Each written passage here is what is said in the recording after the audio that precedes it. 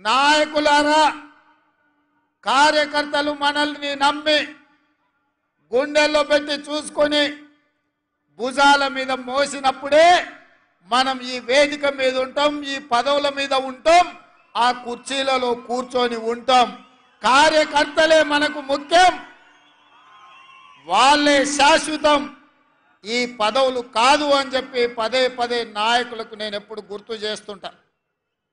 ఇవాళ ఈ వేదిక మీద నుండి 4 కోట్ల తెలంగాణ ప్రజలకు నేను గుర్తు చేయదలుచుకున్నా.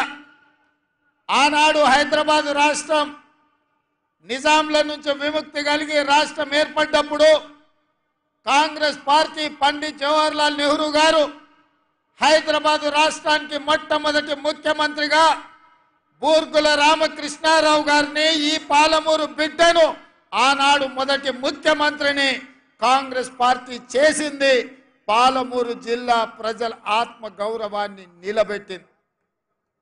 మళ్ళీ ఈనాడు కాంగ్రెస్ పార్టీ ఎన్నో త్యాగాలకు, ఎన్నో నష్టాలకు ఎదురొడ్డి నిలబడి 4 కోట్ల ప్రజల ఆకాంక్ష, 60 సంవత్సరాల కోరికను కరీంనగర్ జిల్లాలో మాట ఇచ్చి మాట నిలబెట్టుకోవడానికి మాట తప్పని మడమ తిప్పని నాయకురాలు 2014లో తెలంగాణ రాష్ట్రం ఇస్తే ఆ 10 సంవత్సరాలు ఒక దుష్టుడు దుర్మార్గుడి పాలన ఈ రాష్ట్రాన్ని పట్టి పీడించింది.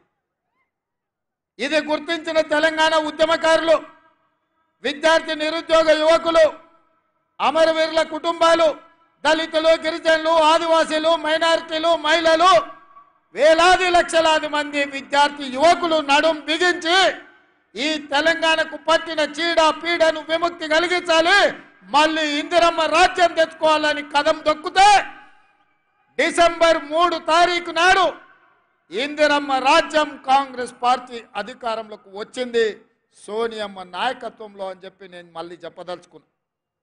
తెలంగాణ రాష్ట్రం వచ్చిన తర్వాత ఏర్పడ్డ మొట్టమొదటి కాంగ్రెస్ ప్రభుత్వంలో మళ్ళీ సోనియమ్మ, మల్లికార్జున్ ఖర్గే గారు, రాహుల్ గాంధీ గారు, ప్రియాంక గాంధీ గారు, మీ బిడ్డ నల్లమల్లిలో పుట్టిన మీ బిడ్డ, మీ సోదరుడు, ఎక్కడ ఒక రైతు బిడ్డ, కుగ్రామంలో ఉన్న బిడ్డను మళ్ళీ తెలంగాణ రాష్ట్రానికి కాంగ్రెస్ పార్టీ ప్రభుత్వంలో ముఖ్యమంత్రిని చేసి పాలమూరు గడ్డ పట్ల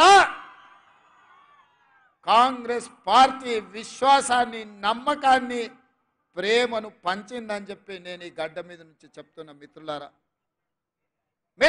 ఇవాళ ఆలోచన చేయండి. మా తాతలు ముత్తాతలు ముఖ్యమంత్రులు కాదు. మా తాతలు ముత్తాతలు లక్షల కోట్ల రూపాయలు నాకు ఇయ్యలే. మా తాతలు ముత్తాతలు లేకపోతే నేను మా అయ్య పేరు చెప్పుకొని ఈ కుర్చీలో కూర్చోలే. మీకందరికీ తెలుసు, 2006లో సామాన్యమైన కార్యకర్తగా ఆనాడు ప్రజలలో ఉండాలి, పాలమూరును అభివృద్ధి చేయాలి, ఈ పాలమూరు బిడ్డలకు అండగా ఉండాలి, వలసలు ఆగాలి, ఆత్మహత్యల్ని ఆపాలి అన్న ఆలోచనతోని చాలామంది వద్దన్నా, ఎందుకు నీకు రాజకీయాలు, స్వతంత్ర అభ్యర్థిగా నిలబడితే గెలవడం కష్టమని సూచన చేసినా ఎక్కడో ఒక దగ్గర ప్రయత్నం మొదలు పెట్టాలి. ఎంత దూరం నడవాలన్నా, సప్త సముద్రాలు దాటాలన్నా మొదటి అడుగు వేయాల్సిందే కదా. అందుకే ఈరోజు నేను మొదటి అడుగేస్తున్నాను. 2006 జూన్లో మీ మీద ఉన్న నమ్మకంతో, జిల్లా మీద ఉన్న ప్రేమతోని మిడ్చిల్ మండలంలో జడ్పీటీసీగా స్వతంత్ర అభ్యర్థిగా నిలబడితే మిడ్చిల్ మండల ప్రతి పౌరుడు, ప్రతి కార్యకర్త అండగా నిలబడి ఆనాడు స్వతంత్ర జడ్పీటీసీగా నన్ను గెలిపించారు. నేను ఆయనలోనే చెప్పిన, చివరి రక్తం బొట్టు వరకు, ఆఖరి శ్వాస వరకు ఈ జిల్లా అభివృద్ధి కోసం, ఈ జిల్లా నిరుద్యోగ విద్యార్థి యువకుల అభ్యున్నతి కోసం నేను కష్టపడతా అని ఆ రోజు చెప్పిన. ఆ ఎల్లా ఎవరో మనం అనుకోలే. రేవంత్ రెడ్డి ఏమవుతాడు, రేవంత్ రెడ్డి ఏమి కాడు అని ఎవరు ఆలోచన చేయలే. కానీ ఒక మంచి లక్ష్యంతో మొదలుపెట్టింది కాబట్టి మన బిడ్డ కష్టపడుతున్నప్పుడు మనం అండగా నిలబడాలి అని మిడ్జిల్ మండలం అంతా ఏకమై నన్ను జడ్పీటీసీగా మీరు గెలిపించారు, ఆశీర్వదించారు. మళ్ళీ 2007 జూన్లో శాసన మండలి సభ్యుడిగా మీ దగ్గరకు వస్తే